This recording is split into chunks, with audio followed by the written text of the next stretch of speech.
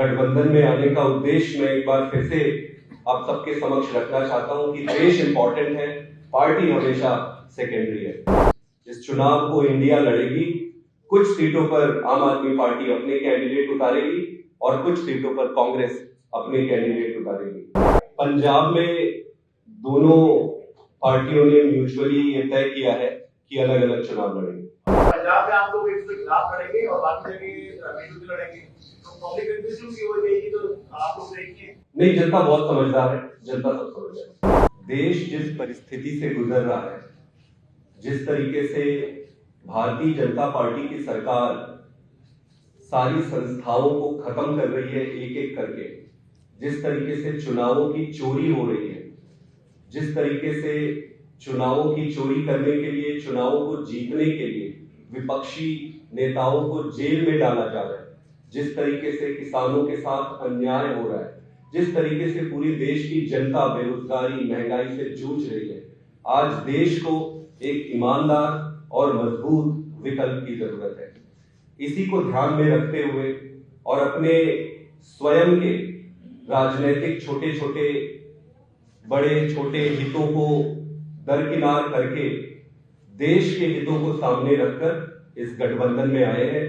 और गठबंधन में आने का उद्देश्य मैं एक बार फिर से आप सबके समक्ष रखना चाहता हूं कि देश इंपॉर्टेंट है, पार्टी हमेशा सेकेंडरी है।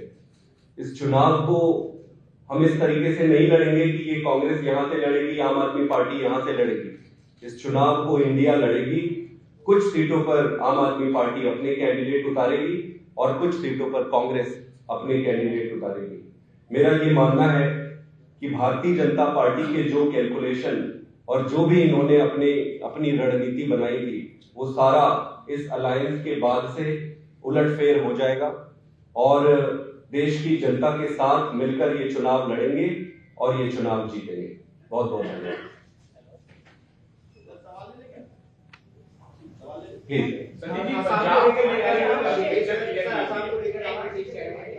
पंजाब में दोनों पार्टियों ने म्यूचुअली ये तय किया है कि अलग अलग चुनाव लड़ेंगे।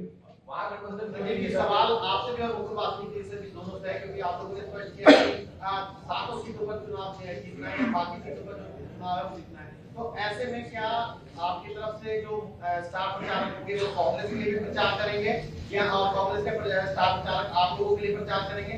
दूसरा, क्योंकि ये अलायंस पहली बार नहीं हुआ है कि दो विचार के लोग मिल रहे हो, हमने यूपी में भी देखा था और वो सफल नहीं हुआ था, मायावती और समाजवादी पार्टी।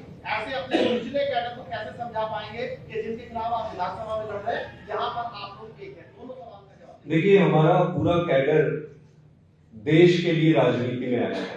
आज अगर हमारे कैडर से पूछोगे कि क्या इंपॉर्टेंट है, वो कहेगा कि देश इंपॉर्टेंट है और वो भली भांति आज की राजनीतिक परिस्थिति को समझ रहे हैं। तो मिलके लड़ेंगे, कैडर साथ में लड़ेगी।